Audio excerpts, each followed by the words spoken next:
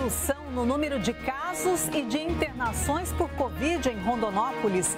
Resultado direto do avanço da vacinação, segundo médicos.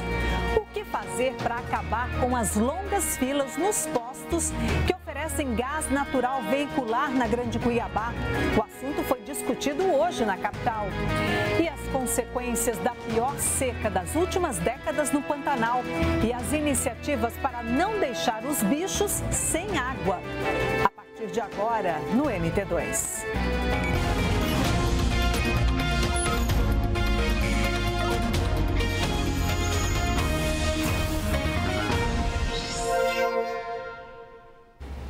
Olá, boa noite. Os motoristas estão pagando mais caro pelo litro da gasolina aqui no estado. É que a Petrobras autorizou um novo reajuste nas refinarias. Na avaliação de economistas, como o preço está ligado à variação do dólar, a tendência é de novos aumentos. Só nos feriados e finais de semana que o Jonas usa o carro. O motivo é o preço da gasolina. Eu uso mais a moto, né? Que é mais econômica durante a semana. Aí final de semana só para andar com família e quando eu precisar mesmo. A variação de preço dos combustíveis está pesando na conta de todo mundo que tem veículos. Tem que ver uma forma que seja reajustado isso, que dê uma segurada, porque está ficando cada vez mais difícil, principalmente para o trabalhador que coloca comida no prato, né? Depois de um período em instabilidade, o preço da gasolina voltou a subir. O reajuste foi de 7,2% anunciado no último sábado pela Petrobras. A variação de preço nas bombas fica em torno de 10 a 20 centavos no litro da gasolina. Havendo uma desvalorização do real, um aumento do dólar, isso indica que aumento do combustível lá fora, do petróleo ou da gasolina, vai significar automaticamente por parte da Petrobras um repasse direto nas refinarias para revenda e, consequentemente, até chegar ao consumidor. O petróleo continua subindo e o preço interno ainda continua bastante defasado do preço externo, tanto no diesel quanto na gasolina. Então é muito provável que a gente ainda tenha mais aumentos. De acordo com a Agência Nacional do Petróleo, na última semana de setembro, o preço da gasolina atingiu R$ 6,09. Hoje, em vários postos de Cuiabá, o litro da gasolina está bem mais caro, acima de R$ 6,30. Como o dólar está mantendo uma sequência de altas, né, e não dá sinais de que vai descer, isso certamente indica que não há uma tendência também de redução no preço dos combustíveis, a não ser por ações governamentais como redução de imposto. E quem tem carro movido a gás tem enfrentado muita demora para abastecer. Só há postos de GNV em Cuiabá e Várzea Grande. São somente 4 estabelecimentos. Uma reunião hoje discutiu o que pode ser feito para agilizar o serviço e evitar as longas filas nos postos. É uma cena que se repete há algumas semanas. Fila de carros para abastecer com GNV, o gás natural veicular. O Luiz é motorista por aplicativo e adaptou o veículo para receber o GNV em março. De lá para cá, ele percebeu uma demora maior para encher os cilindros com combustível. No começo, você tinha uma espera, mas não era tão grande que nem agora, né? Você ficava em torno de 20, 30 minutos na fila porque não tinha tantos carros. Eu cheguei a ficar 2h30 na fila para abastecer. O que pode explicar essa demora é também o crescimento da procura pelo GNV, que se tornou uma opção de economia diante das seguidas altas nos preços da gasolina e do etanol. Essa demanda do gás, há um ano atrás, ela era 26 metros cúbicos mês, porque não tinha ninguém convertendo veículos e só tinha um posto na cidade. Só que hoje a demanda é de 400 mil metros cúbicos mês. Acontece que a rede de atendimento é pequena e por isso as filas se formam rapidamente. Prejuízo para quem precisa estar nas ruas o maior tempo possível. A gente fica porque nós dependemos disso, entendeu? Então você está na rua, você tem que abastecer, então o seu tempo é na rua, né? A reclamação dos motoristas também é compartilhada pelos donos dos postos que vendem GNV em Mato Grosso. São 4 no total, 3 aqui em Cuiabá e 1 em Várzea Grande. Para eles, está muito claro que a estrutura que existe hoje já não atende à demanda.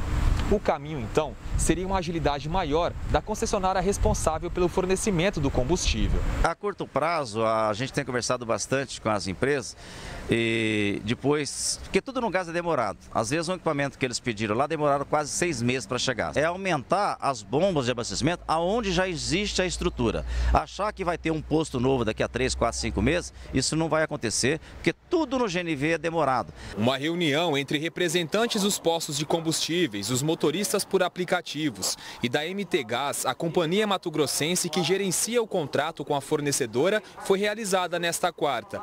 Ninguém da empresa fornecedora compareceu.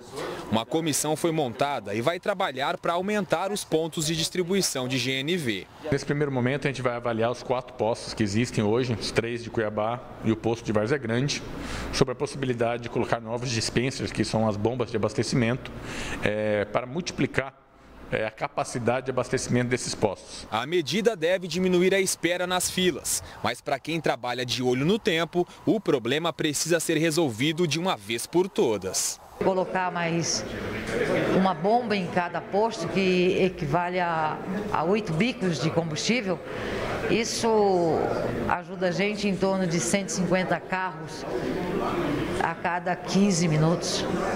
Então, para o motorista de aplicativo que tem ficado até 3 horas numa fila para abastecer, isso é de grande valia. A empresa fornecedora de GNV informou que novos equipamentos encomendados no ano passado e que só foram entregues recentemente vão acelerar o abastecimento do GNV em 2 postos, um em Cuiabá e outro em Várzea Grande. De acordo com a empresa, se atualmente leva entre 4 e 5 minutos para o abastecimento de um cilindro, com os novos aparelhos vai levar entre 2 e 3 minutos. Os equipamentos serão instalados até o fim do mês. Procuradores de justiça de pelo menos 18 estados estão se mobilizando contra a proposta de emenda constitucional número 5, que pode ser votada na Câmara dos Deputados em Brasília ainda hoje. O repórter Sérgio Borges foi até a Procuradoria-Geral de Justiça e traz as informações ao vivo para a gente. Oi, Sérgio, boa noite. Oi, Luzimar, boa noite a você, boa noite a todos. De acordo com promotores e procuradores de justiça, essa proposta de emenda constitucional número 5 acaba com a autonomia dos ministérios públicos para fazer investigações e instaurar inquéritos.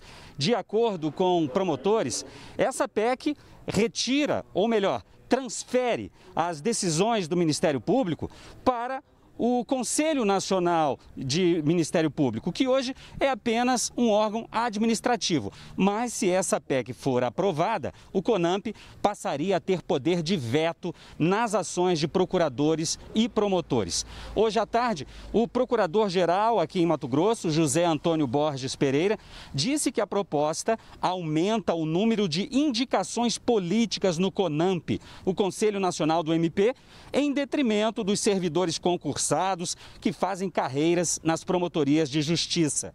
Ele disse também que essa emenda tira a presença de representantes do MP da corregedoria da instituição. Vamos ouvir a fala do procurador-geral aqui em Mato Grosso. Foi feito em 88 como órgão de controle e de proteção do patrimônio público, do meio ambiente, das minorias. Esse é o objetivo do Ministério Público.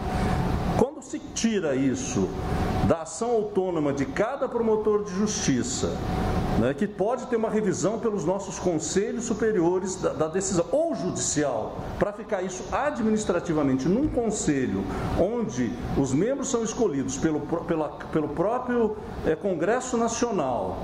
Isso traz, da forma que está aqui na Constituição, é uma emenda constitucional, nós não estamos falando uma lei, dizendo que o Ministério Público será fiscalizado pelo próprio Legislativo e com suas ingerências políticas ou politiqueiras, vamos dizer assim. A seguir, a diminuição no número de casos e de internações por Covid em Rondonópolis.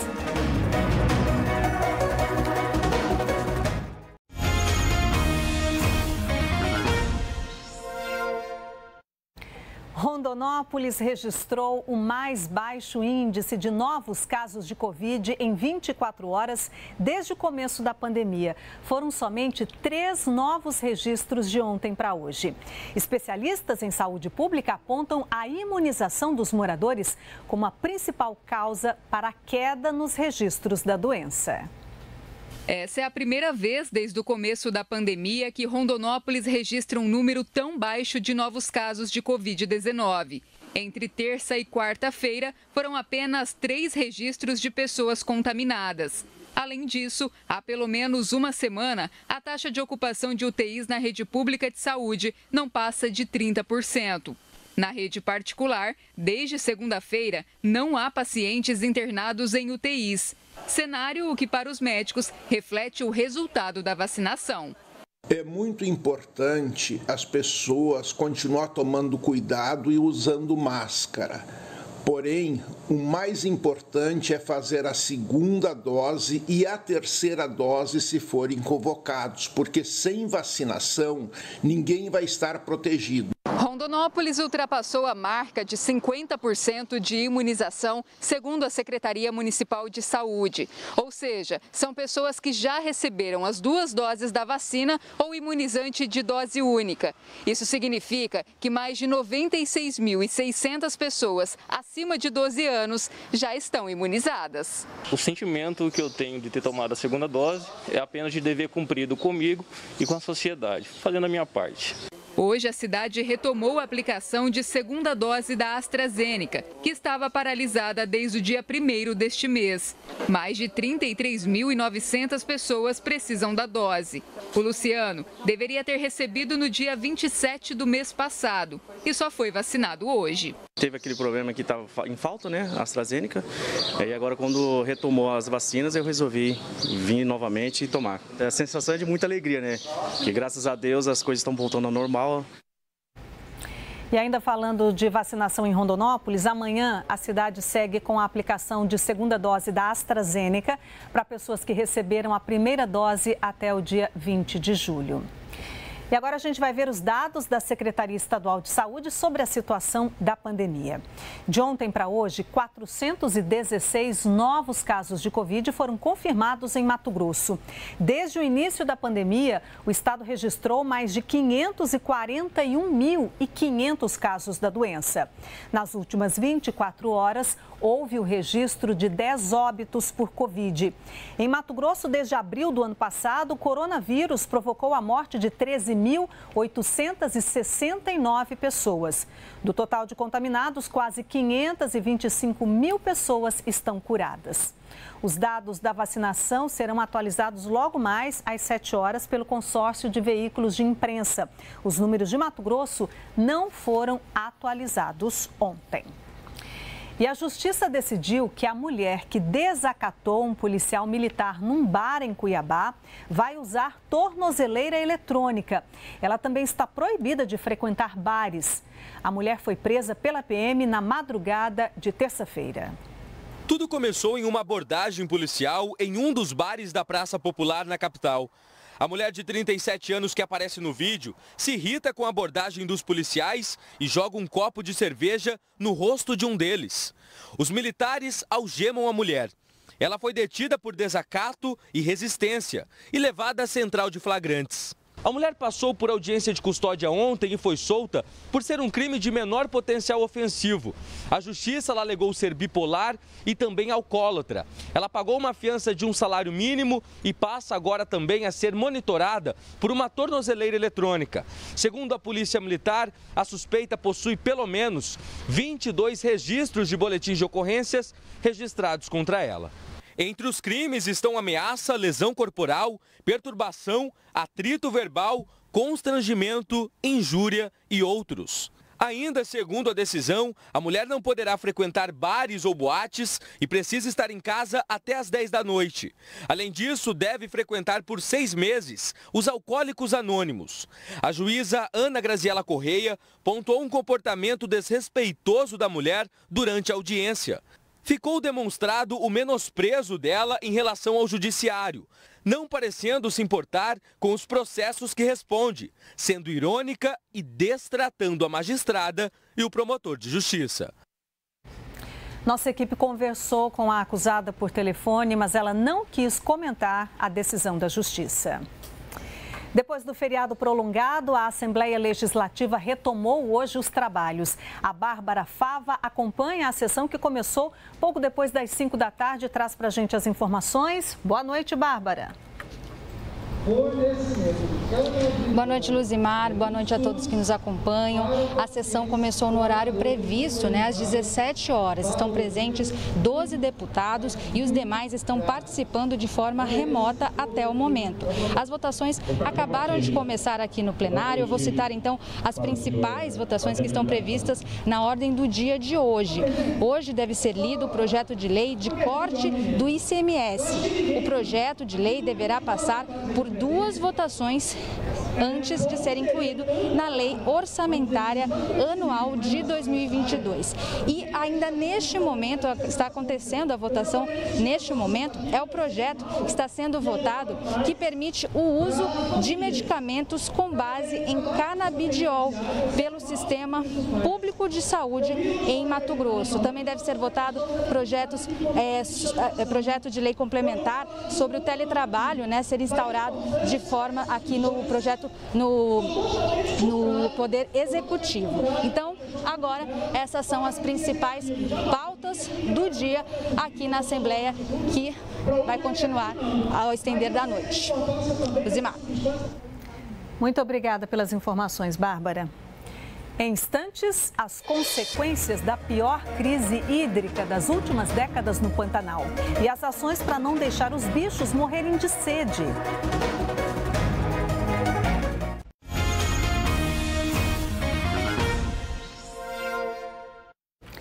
4 pessoas morreram em acidentes nas rodovias federais do estado durante o feriado prolongado. Nas rodovias estaduais foram registrados acidentes sem mortes.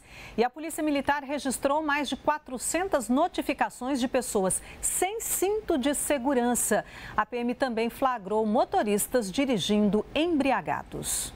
Aumento no movimento das estradas é sinal de aumento dos riscos também. E com o feriado prolongado, muita gente optou por viajar.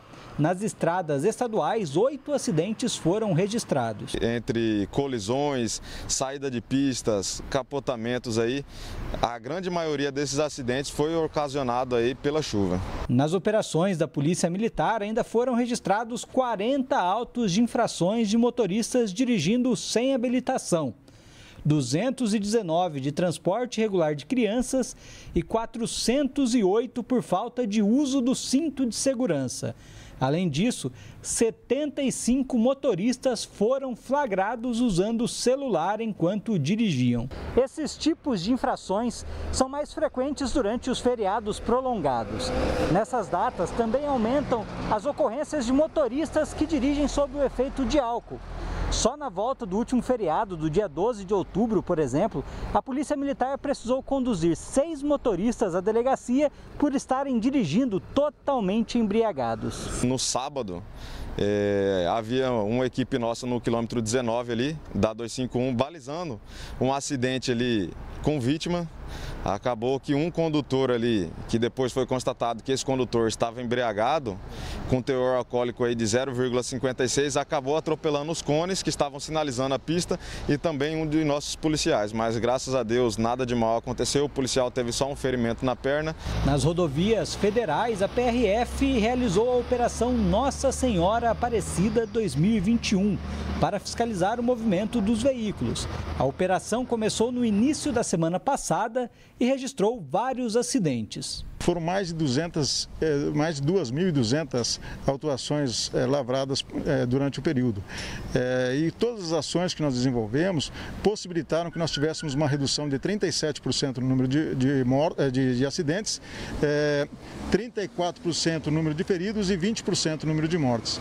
Mas, infelizmente, nós tivemos 4 óbitos. Para o chefe de operações da PRF, a maioria desses acidentes acontecem por imprudência e poderiam ser evitados com a conscientização dos motoristas. Eu costumo dizer que nós temos que obrigar as pessoas a se proteger. É o caso, por exemplo, do cinto de segurança, que ele é uma proteção. Mas, no entanto, nós temos que fazer autuações, nós temos que multar as pessoas para que elas utilizem algo que é da sua própria segurança. Na semana do Dia das Crianças, a FEComércio, em parceria com o MT Hemocentro, está realizando uma campanha para a doação de sangue e de brinquedos. A Cíntia Rocha conta pra gente. O ônibus do MT Hemocentro está no estacionamento do Sesc Arsenal. O objetivo é estimular a doação de sangue. E para falar sobre esse assunto está ao meu lado a diretora-geral Jean Carla Zanella. E eu já começo perguntando como é que está o estoque. Nosso estoque ele está crítico, né? Principalmente depois de um feriado bastante grande, onde os municípios do interior acabam vindo buscar os hemocomponentes, né, o sangue aqui na capital. Então nós precisamos dar uma renovada, né? A gente está na semana do Dia das Crianças. Tem muita criança que precisa de sangue? Sim, nós temos bastante crianças que necessitam de sangue. As doenças que nós tratamos lá no nosso ambulatório do Hemocentro são doenças crônicas e que necessitam de transfusões sanguíneas de rotina. Às vezes toda semana, às vezes de 15 em 15 dias ou uma vez ao mês. Além da campanha, também estão sendo arrecadados brinquedos. Para quem serão distribuídos esses brinquedos? Esses brinquedos serão distribuídos para as crianças que fazem tratamento de saúde ali no MT Hemocentro. Além da doação de sangue, né, desse gesto de amor tão bonito que as pessoas fazem, dá esse carinho a mais, esse aconchego a mais às crianças que são atendidas no MT Hemocentro. O atendimento do ônibus do Hemocentro amanhã será de 8 às 11h30 da manhã e da 1 às 6 da tarde. A dificuldade de acesso a uma alimentação adequada é um problema social grave e o programa Mais Agro convidou você para participar dessa discussão. Uma enquete no nosso portal G1 trouxe a seguinte pergunta: como o agro, responsável pela produção de alimentos, pode contribuir para diminuir o drama da fome e da subnutrição? Nós demos 3 opções: com aumento de produtividade, redução de impostos por parte dos governos e ainda combate ao desperdício. A maioria, 56,82% dos que participaram, responderam que é preciso combater o desperdício. E no Mais Agro desta sexta-feira, às 6 da manhã, a gente traz uma reportagem sobre este assunto. A pior seca das últimas décadas no Pantanal tem causado impactos que podem comprometer a vida dos animais da região. Iniciativas do poder público, de voluntários e de empresários têm ajudado a amenizar esta situação. Luiz Vicente faz parte da 3ª geração da família Campos, que vive no Pantanal. Ele nasceu e se criou nesta fazenda e nunca viu o lugar tão seco. O que o senhor sente olhando isso? Muita tristeza. Isso daqui, né? Muita coisa que eu fiz, muita planta que eu já pus aqui, nativa, né? Que eu planto muita nativa. Muita coisa que eu plantei morreu árvore. Isso daqui é um rio. Essa vegetação aqui é semiaquática. E você vê, parece que você está na Caatinga. Então, onde que estão os seres que viviam aqui? Além dos incêndios que atingiram o Pantanal em 2020 e neste ano nos estados de Mato Grosso e Mato Grosso do Sul, o bioma vive hoje a pior crise hídrica das últimas décadas. A gente costuma dizer que o Pantanal é um bioma que precisa do ciclo das águas de cheia e seca. Quando os rios transbordam, a água dos corichos e lagoas é renovada. Mas como isso não aconteceu esse ano porque não teve cheia, a seca severa interfere diretamente na qualidade da água, como nós estamos vendo aqui, né, Ilvânio? Sim, esse é um exemplo claro. E isso acontecendo interfere e altera a condição de vida nesse ambiente aqui. A última análise colhida com o resultado dessa semana, que a gente fala de um resultado bem fresco do ponto de vista da ciência, ela deu alteração com coliformes e com toda a condição inadequada, ou seja, essa água ela está absolutamente imprópria para a vida animal. Em 3 décadas, o Pantanal perdeu quase 1/3 de água e campos alagados, segundo o estudo da ONG MAP Biomas. E nos últimos 3 anos, a situação se agravou porque não choveu o suficiente. Muitos animais estão morrendo de sede e de fome. Para amenizar os impactos, prefeituras e empresas privadas estão cedendo caminhões-pipas para levar água para as lagoas e corichos, numa ação coordenada pelo IBAMA. No quilômetro 47 da Transpantaneira, também foi construído este tanque para facilitar o abastecimento dos caminhões e matar a sede dos animais. André é dono de uma pousada na região e também construiu um ponto de abastecimento na propriedade dele. Você vê que nós temos árvores, vegetações, nós temos ninhos de aves, nós temos capivara, tuiuiu, ou seja, esse ambiente está integrado ao Pantanal e está servindo essa comunidade que está passando por uma carência muito grande de água. Esta pesquisadora da Universidade do Estado de Mato Grosso diz que ações emergenciais amenizam os impactos, mas não resolvem o problema, que tende a se agravar ainda mais. Por isso, é preciso pensar em adaptações práticas, como a perfuração de poços artesianos mais profundos. Mas ela alerta, as ações precisam ser planejadas e executadas, unindo forças entre o público e o privado. Somente uma governança em rede nós podemos fazer enfrentamento à emergência climática que assola o Pantanal Mato-Grossense. Quando todos trabalhamos juntos, numa rede de cooperação, nós podemos fazer o enfrentamento e as adaptações necessárias para superação às mudanças climáticas. E uma última notícia, o projeto de lei que prevê fornecimento de medicamento à base de canabidiol pelo SUS em Mato Grosso acaba de ser aprovado na Assembleia Legislativa em primeira votação. O MT2 termina aqui. Uma ótima noite para você. Tchau, pessoal.